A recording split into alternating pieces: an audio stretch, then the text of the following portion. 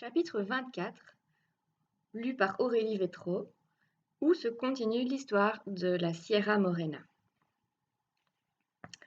L'histoire rapporte que Don Quichotte écoutait avec une extrême attention le misérable chevalier de la montagne, lequel, poursuivant l'entretien, lui dit « Assurément, Seigneur, qui que vous soyez, car je ne vous connais pas, je vous rends grâce des marques de courtoisie et d'affection que vous me donnez, et je voudrais me trouver en position de répondre autrement que par ma bonne volonté à celle que vous me témoignez dans l'aimable accueil que je reçois de vous.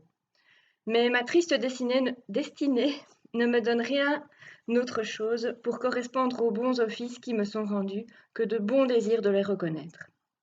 Les miens, repartit Don Quichotte, sont de vous servir, tellement que j'avais résolu de ne pas sortir de ces montagnes jusqu'à ce que vous eussiez découvert et que j'eusse appris de votre bouche si la douleur dont l'étrangeté dans votre vie montre que vous êtes atteint peut trouver quelques espèces de remède pour le chercher, dans ce cas avec toute la diligence possible, et si votre malheur est de ceux qui tiennent la porte fermée à toute espèce de consolation. Je voulais du moins vous aider à les supporter, en mêlant aux vôtres mes gémissements et mes pleurs, car enfin, c'est un soulagement dans les peines que de trouver quelqu'un qui s'y montre sensible. Si donc mes bonnes intentions méritent d'être récompensées par quelques preuves de courtoisie, je vous supplie, Seigneur, par celle que je vois briller en vous, et je vous conjure aussi par l'objet que vous avez aimé ou que vous aimez le plus au monde, de me dire qui vous êtes et quel motif vous a poussé à vivre et à mourir comme une bête brute au milieu de ces solitudes, où vous séjournez si différent de vous-même, ainsi que le prouvent les dehors de votre personne. Je le jure, continua Don Quichotte, par l'ordre de chevalerie que j'ai reçu,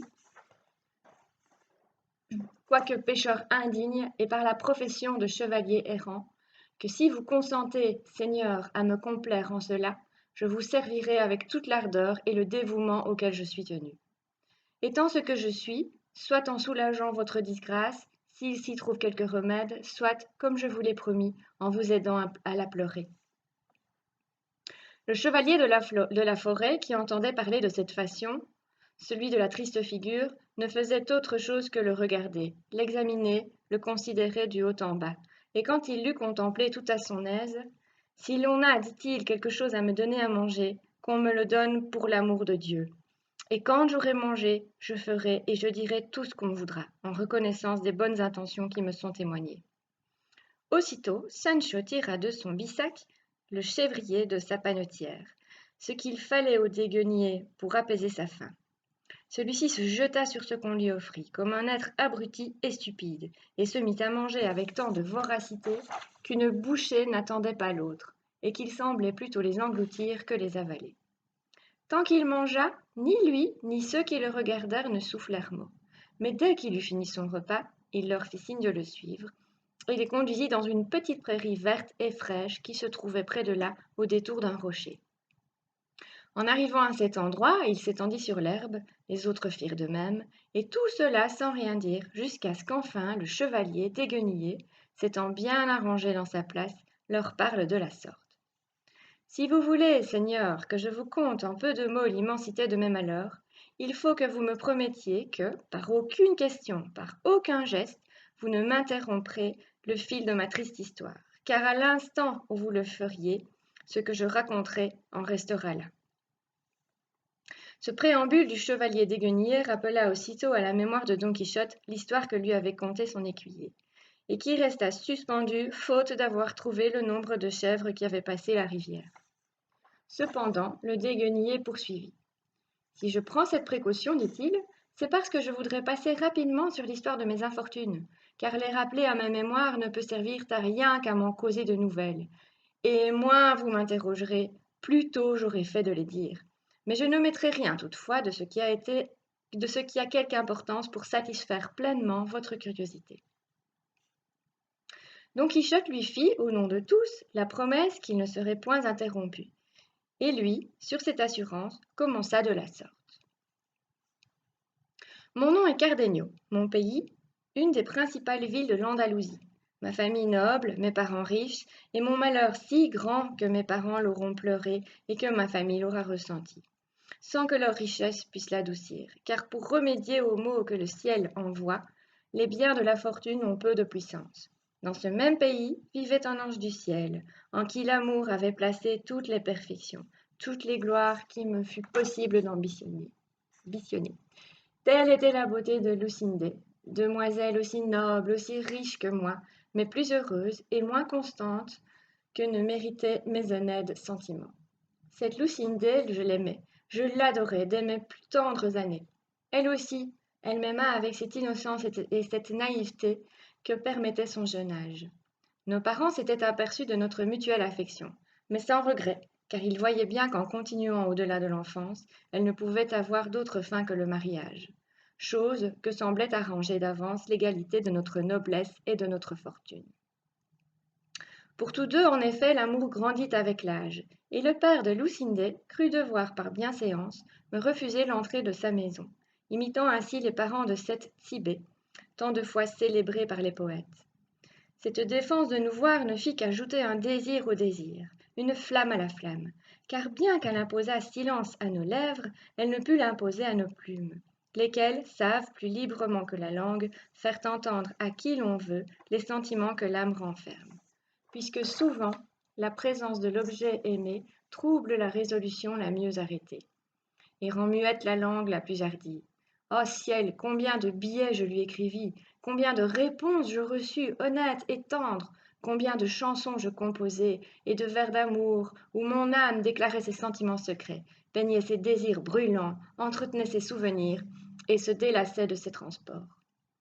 À la fin, me voyant réduit au désespoir et sentant que mon âme se consumait dans l'envie de revoir Lucinda, je résolus de tenter et de mettre en œuvre ce qui me semblait le plus convenable pour atteindre le prix si désiré et si mérité de mon amour, c'est-à-dire de la demander à son père pour légitime épouse. Je le fis en effet. Il me répondit qu'il était sensible à l'intention que je montrais de vouloir l'honorer de mon alliance et m'honorer de la sienne, mais que mon père, vivant encore, c'était à lui qu'il appartenait à juste droit de faire cette demande. Car si cette union n'était pleinement de son agrément et de son goût, Lucinda n'était point une femme à prendre un mari et à se donner pour épouse à la dérobée. Comme il me parut avoir raison en tout ce qu'il disait, je lui rendis grâce de ses bonnes intentions, et j'espérais que mon père donnerait son consentement dès que je lui demanderais. Dans cet espoir, j'allais à l'instant même dire à mon père quel était mon désir. Mais au moment où j'entrai dans son appartement, je le trouvai tenant à la main une lettre ouverte qu'il me remit avant que je lui eusse dit une parole. Cardenio, me dit-il, tu verras par cette lettre que le duc Ricardo te veut du bien. Le duc Ricardo, comme vous devez le savoir, Seigneur, est un grand d'Espagne qui a ses terres dans la plus belle contrée de l'Andalousie. Je pris la lettre, je la lus, et je vis qu'elle était conçue en termes tels qu'à moi-même il me parut impossible que mon père manquât de condescendre à ce qui lui était demandé. Le duc le priait de m'envoyer aussitôt où il résidait, disant qu'il voulait que je fusse non point attaché à la personne de son fils aîné, mais son compagnon, et qu'il se chargeait de me placer en une situation qui répondît à l'estime qu'il avait pour moi. Je devins muet à la lecture de cette lettre, et surtout quand j'entendis mon père ajouter « D'ici à 2 jours, Cardenio, tu partiras pour obéir à la volonté du duc, et rends grâce à Dieu qui t'ouvre un chemin par lequel tu dois atteindre ce que tu mérites. » À ces propos, il ajouta les conseils que donne un père en cette occasion. Le moment de mon départ arriva. J'avais entretenu Lucinda la nuit précédente et lui avais conté tout ce qui se passait. J'en avais également rendu compte à son père, en le suppliant de me garder quelque temps sa parole et de différer de prendre un parti pour sa fille, au moins jusqu'à ce que je susse que Ricardo voulait de moi. Il m'en fit la promesse, et Lucinda la confirma par 1000 serments, par 1000 défaillances. Je me rendis enfin auprès du duc Ricardo, et je reçus de lui un accueil si bienveillant qu'aussitôt l'envie s'éveilla parmi les gens de sa maison, car il leur sembla que les marques d'intérêt dont me comblait le duc étaient à leur préjudice. Mais celui de tous qui témoigna le plus de joie de mon arrivée, ce fut son second fils, appelé Don Fernando. Beau jeune homme de noble manière, libéral et facile à s'éprendre, lequel voulut bientôt que je fusse à tel point son ami que notre liaison fit gloser tout le monde. L'aîné m'aimait sans doute et me traitait avec distinction, mais sans avoir pour moi néanmoins l'affection et l'intimité de Don Fernand. Or, il arriva que, comme entre amis rien n'est secret, et que la privauté dont je jouissais auprès de Don Fernand avait cessé de s'appeler ainsi pour devenir amitié, il me confiait toutes ses pensées, entre autres un sentiment amoureux qui lui causait quelques soucis. Il aimait une jeune paysanne, vassale de son père, dont les parents étaient très riches, si belle, si spirituelle, si sage, que ceux qui la connaissaient ne savaient en laquelle de ses qualités elle excellait davantage. Tant d'attraits réunis en la belle paysanne enflammèrent à tel point les désirs de Don Fernand qu'il résolut, pour faire sa conquête et tout autre moyen demeurant sans succès, de lui donner parole de l'épouser. Pour répondre à l'amitié qu'il me portait, je me crus obligé de chercher, par les plus puissantes raisons et les exemples les plus frappants que je pus trouver, à le détourner d'un tel dessein. Et voyant que mes remontrances étaient vaines, je résolus de tout découvrir à son père, le duc. Mais Don Fernand, adroit et fin, se douta que je prendrais ce parti, car il vit bien qu'en serviteur loyal, je ne pouvais tenir caché une chose si déshonorante pour le duc monseigneur. Aussi, voulant me distraire et me tromper, il me dit qu'il ne trouvait pas de meilleur remède pour écarter de son souvenir la beauté qui l'avait soumis que de s'absenter quelques mois, et qu'il voulait en conséquence que nous vinssions tous les deux chez mon père, en donnant au duc le prétexte d'aller acheter quelques bons chevaux dans ma ville natale, où s'élèvent les meilleurs de l'univers. Quand je l'entendis ainsi parler, poussé par ma tendresse, j'aurais approuvé sa résolution, fût-elle moins sage, comme la plus judicieuse qui se peut imaginer. En voyant quelle occasion elle m'offrait de revoir ma Lucinda, dans cette pensée et dans ce désir, j'approuvai son avis, je l'affermis en son dessein, et lui conseillai de le mettre en pratique sans retard, disant que l'absence, en dépit des plus fermes sentiments, a d'infaillibles effets. Mais comme je l'appris ensuite, Don Fernand ne m'avait pas fait cette proposition qu'après avoir abusé de la jeune paysanne sous le faux titre de son époux, et il cherchait une occasion de se mettre en sûreté avant d'être découvert, craignant le courroux que ferait éclater son père en apprenant sa faute. Comme chez la plupart des jeunes gens, l'amour ne mérite pas ce nom, que c'est un désir passager qui n'a d'autre but que le plaisir, et qu'une fois celui-ci obtenu, l'autre s'éteint, ce qui n'arrive point à l'amour véritable. Aussitôt que Don Fernand eut possédé la paysanne, ses désirs s'apaisèrent, et sa flamme s'éteignit, tellement que s'il avait d'abord feint de vouloir s'éloigner pour éviter de prendre un engagement, il voulait s'éloigner alors pour éviter de le tenir. Le duc lui donna la permission de partir et me chargea de l'accompagner. Nous arrivâmes dans ma ville où mon père le reçut, comme l'exigeait la qualité d'un tel hôte. Je revis bientôt Lucinda, et mes feux renaquirent, sans avoir été ni morts ni refroidis. Pour mon malheur, je les fis connaître à Don Fernand, car il me semblait que la loi de notre amitié m'obligeait à ne lui garder aucun secret. Et je lui vantai les charmes, les grâces et l'esprit de Lucinda, avec une telle passion que mes louanges lui donnèrent l'envie de voir une personne ornée de tant d'attraits. Mon triste sort voulut que je satisfisse son désir. Une nuit, je la lui fis voir à la lumière d'une bougie, par une fenêtre où nous avions coutume de nous entretenir. Il la vit, et toutes les beautés qu'il avait vues jusqu'alors furent mises en oubli.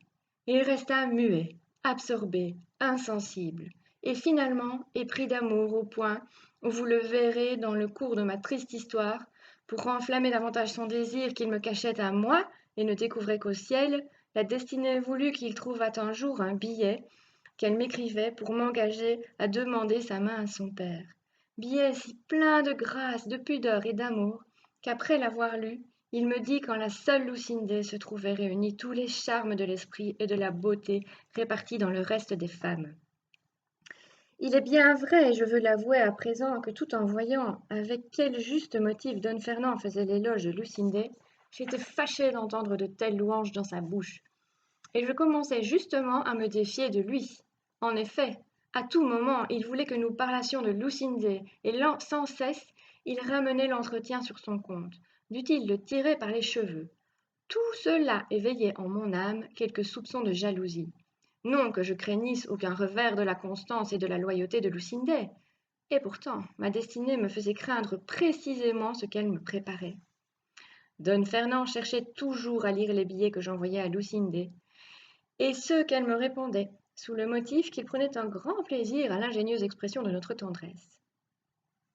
Un jour, il arriva que Lucinda, m'ayant demandé à lire un livre de chevalerie pour lequel elle avait beaucoup de goût, l'Amadis de Gaulle, à peine Don Quichotte eut-il entendu prononcer le mot de livre de chevalerie qu'il s'écria: « Si votre grâce m'eût dit au commencement de son histoire que sa grâce, mademoiselle Lucinda, avait du goût pour les livres de chevalerie, vous n'auriez eu nul besoin d'autre éloge pour me faire apprécier l'élévation de son intelligence, qui ne pouvait être cornée d'autant de mérite que vous. Seigneur, vous nous l'avez dépeinte, si elle eût manqué de goût pour une si exquise et si savoureuse lecture.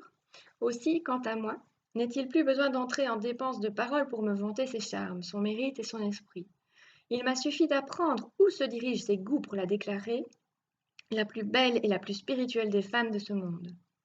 Seulement j'aurais voulu, Seigneur, que votre grâce lui eût envoyé en même temps qu'Amadis de Gaulle ce bon Don Rugel de Grèce, car je suis sûre que mademoiselle Lucinda se fut beaucoup divertie de Daraïda et de Garaya, et des élégants propos du pasteur d'Arinel, et des admirables vers de ces bucoliques qu'il chantait et jouait avec tant de grâce et d'esprit et d'enjouement.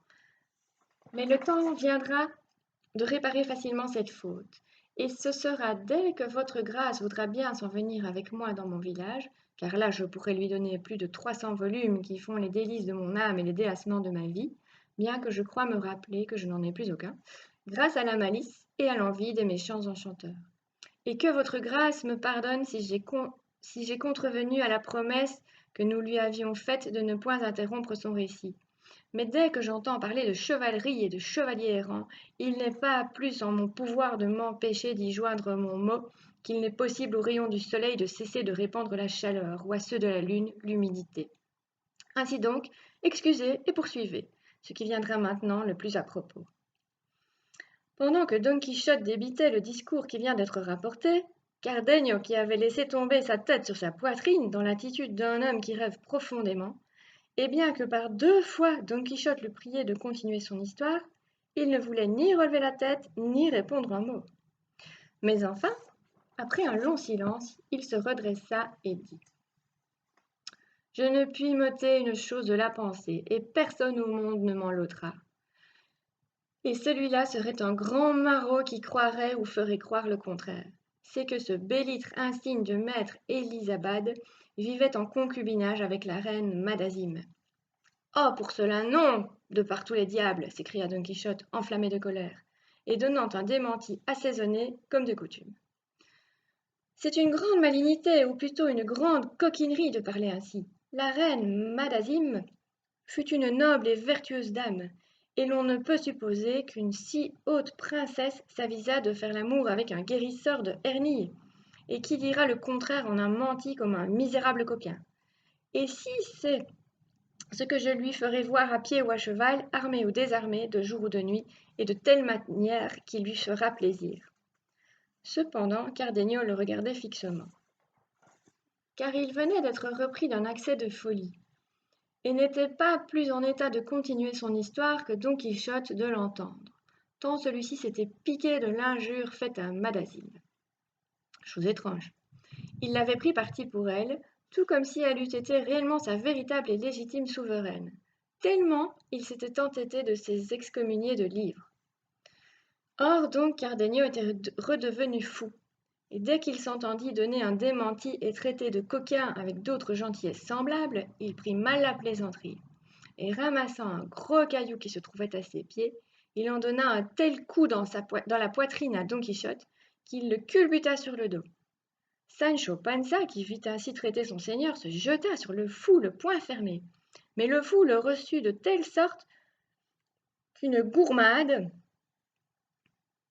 gourmade, il l'envoya par terre, et lui montant sur l'estomac, il lui foula les côtes tout à plaisir. Le chèvrier qui voulut défendre Sancho courut la même chance, et après les avoir tous les 3 moulus et rendus, le fou les laissa et s'en fut, avec un merveilleux sang-froid, regagner les bois de la montagne. Sancho se releva, Mais dans la rage qu'il avait de se voir ainsi rossé sans raison, il s'en prit au chèvrier, lui disant que c'était sa faute, puisqu'il ne les avait pas avertis que cet homme avait de temps en temps des accès de folie, et que s'il l'eût su, il se serait tenu sur leur garde. Leur chèvrier répondit qu'il avait dit cela précisément, et que si l'autre ne l'avait pas entendu, ce n'était pas sa faute. Sancho repartit, que le chevrier répliqua, et la fin des réparties et des répliques fut de s'empoigner à la barbe et de se donner de telles gourmades que si Don Quichotte ne les eût séparés, ils se mettraient en pièces. Sancho disait, tenant le chevrier à la poignée, « Laisse-moi faire, seigneur chevalier de la triste figure, celui-ci est vilain, comme moi, et n'est pas armé chevalier, et je ne puis bien, tout à mon aise, me venger du tort qu'il m'a fait, en combattant avec lui main à main comme d'homme d'honneur. » C'est vrai, répondit Don Quichotte, mais je sais qu'il n'y a nullement de sa faute dans ce qui nous est arrivé. En disant cela, il leur fit faire la paix, puis il demanda de nouveau au chevrier s'il serait possible de trouver Cardenio, car il mourait d'envie de savoir la fin de son histoire. Le chevrier lui répéta ce qu'il lui avait déjà dit, et qu'il ne savait au juste où Cardenio faisait sa demeure, mais que s'il parcourait avec soin ses alentours, il ne manquerait pas de le rencontrer, ou raisonnable, ou fou.